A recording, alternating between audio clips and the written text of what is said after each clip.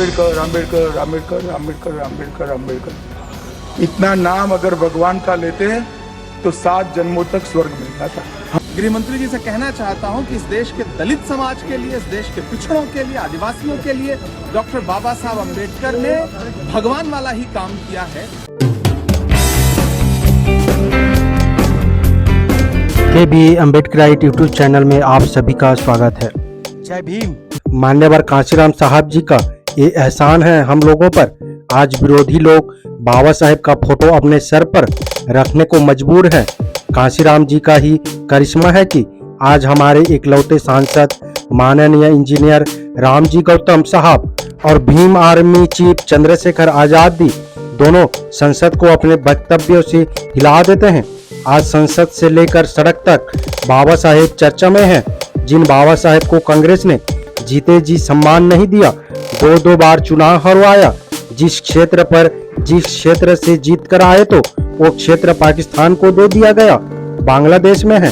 जिस 2 वोट के अधिकार को बाबा साहेब ने 4 बच्चों की कुर्बानी देकर हम लोगों के लिए लेकर आए, उसको कांग्रेस ने हमसे छीन लिया। उनको भारत रत्न तक नहीं दिया गया। कांग्रेस आज उनकी तस्वीर को सिर पर उठाने के लिए मजबूर है। जिन बाबा साहेब को हराने के लिए कांग्रेस हमेशा षड्यंत्र रचती थी, आज उनका नाम लेकर आज चुनाव जीतने का प्रयास कर रही है। जिस समाजवादी पार्टी ने बाबा साहेब के पार्कों को अय्याशी का अड्डा बोला था, वो आज अपने पोस्टर से लोहिया को हटाकर बाबा साहेब की तस्वीर लगा रही है। जिस सपा नई संसद में प्रमोशन में रिजर्वेशन बिल भाजपा सांसदों से छीनकर भाड़ा उनके साथ झुमा झटकी की, वो सपा अनुसूचित जाति की हितैषी बन रही है। सपा कांग्रेस के पोस्टर बैनर से नेहरू, गांधी, लोहिया गायब हो गए और बाबा साहेब विराजमान हो गए। तो ये आपके वोट की ताकत है, ये बहुजन समाज की ताकत है, जिसने बाबा साहेब को घर घर तक पहुंचाया। आज ये लोग आपकी वोट को छीनने के लिए बाबा साहेब को सम्मान दे रहे हैं। जो षड्यंत्र उन्होंने बाबा साहेब के खिलाफ किया था, इस षड्यंत्र को समझना होगा। इनकी विचारधारा नहीं बदली है, बल्कि इन्होंने मुखौटा ओढ़ा है। ये उसी तरह बाबा साहेब का कोई सम्मान नहीं करते। जिस तरह गृह मंत्री अमित शाह ने कल बाबा साहेब पर आपत्तिजनक टिप्पणी करते हुए कहा कि बाबा साहेब का नाम लेना फैशन हो गया है। अगर इतने बात भगवान का नाम लेते तो स्वर्ग मिल जाता। काल्पनिक स्वर्ग की बात करते हैं, काल्पनिक देवी देवताओं की बात करते हैं, और जिसके लिखे हुए संविधान के बदौलत आज ये सब है, गृह मंत्री है, उसका सम्मान करते हुए इन्हें शायद ग्लानि हो रही है। उस महान मानव के नाम से भी इतनी परेशानी हो रही है। अभी चुनाव में तो ये बहुत कुछ बाबा साहेब और संविधान के बातें करके इस बहुजन समाज को गुमराह करने में लगा था। कान खोलकर सुन लो शाह जी, मेरे बाप दादा ने वर्षों से उन भगवान के नाम की माला जपी है, मगर कुछ नहीं मिला। ना मान मिला, न सम्मान मिला, न स्वर्ग मिला, ना ही मुक्ति मिली। मगर आज हमारा मान और सम्मान और मेरा स्वाभिमान सिर्फ बाबा साहेब की वजह से सुरक्षित, और आज हम जो हैं वो बाबा साहेब के बदौलत हैं, बाबा साहेब के संविधान की बदौलत है। हाँ, मेरे लिए बाबा साहेब ही भगवान से बढ़कर हैं। हाँ, मैं हमेशा बाबा साहेब का नाम लेता हूँ और नाम लेता रहूंगा। तुम्हें जितनी मिर्ची लगती हो लगने दो। बाबा साहेब का नाम लेने का फैशन नहीं है। बाबा साहेब का नाम हमें मानवता सिखाती है, बाबा साहेब का नाम हमें इंसानियत सिखाती है, और बाबा साहेब का नाम हमें जीना सिखाता है। बाबा साहेब का नाम लेना हमें गर्व महसूस कराता है। फैशन तो आपका और आपकी पार्टी का है। जुमलेबाजी करना, मंदिर मस्जिद के नाम पर लोगों को लड़ाकर वापसी में भाईचारा खत्म करके इस देश की जनता को धर्म की आग में झोंकना, बाबा साहेब के नाम से और भारतीय संविधान से तुम्हें सिर्फ इसलिए नफरत है क्योंकि आज भारतीय संविधान ने आज इस देश के अंदर छोटे बड़े का भेदभाव खत्म करके तुम जैसे लोगों को गरीब के दर पर भी हाथ जोड़ने के लिए मजबूर कर दिया गया है। आज इसी संविधान के बदौलत गरीब का बेटा भी उच्च पदों पर बैठता है, नेता बनता है, और तुम्हें अपनी जरूरत के लिए इन बहुजन समाज के लोगों के आगे माथा टेकना पड़ता है। भारतीय संविधान और बाबा साहेब आपको इसलिए अच्छे नहीं लगते। बाबा साहेब समाज के गौरव हैं। बाबा साहेब बहुजन समाज के आत्मा हैं और ये बहुजन समाज कभी तुम्हें माफ नहीं करेगा। आने वाले समय में ये बहुजन समाज आपको जरूर सबक सिखाएगा और जिस सत्ता के दम पर आज तुम इतनी बड़ी बड़ी बातें कर रहे हो, याद रखो ये सत्ता भी तुम्हें जो मिली है इसी समाज की बदौलत मिली है, इसी संविधान के बदौलत मिली है। ये समाज अब आपकी सच्चाई जान गया है। अब यह समाज आपके हाथों गुमराह नहीं होगा। आपकी बातों में आकर, आपके जुमलेबाजी में आकर अब ये समाज नहीं बटेगा। वो समय दूर नहीं है जब ये समाज बाबा साहेब के अपमान का बदला लेगा। बहुजन समाज आज भी शेर है, सिर्फ जागने की देर है।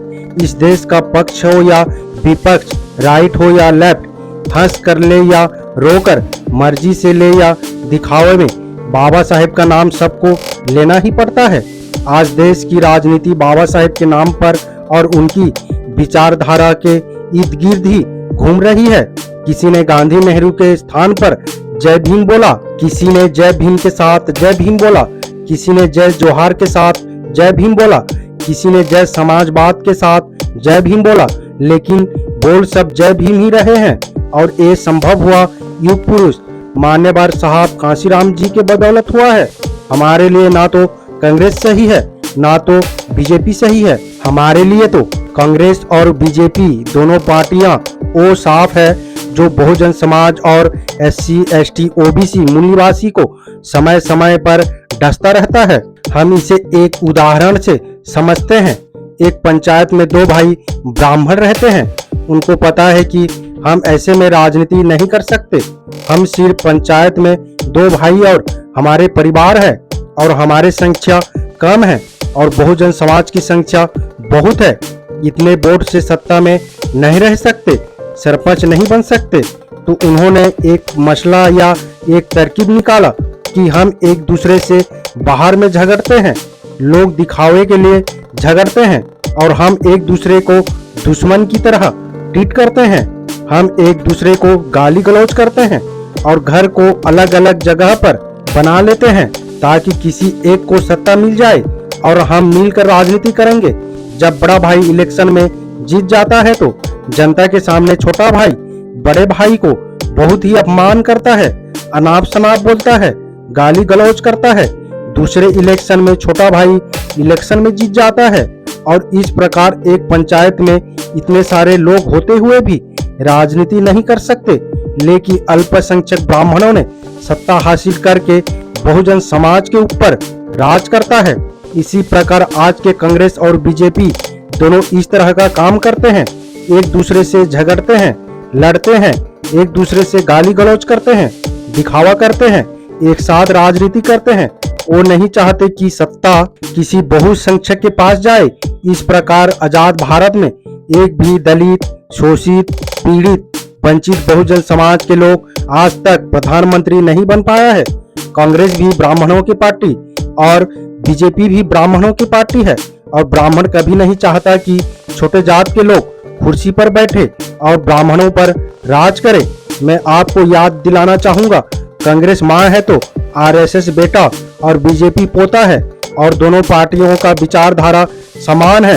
वो है मनुवादी विचारधारा। सुप्रीम कोर्ट फैसले वर्गीकरण पर कांग्रेस ने एक शब्द नहीं बोला।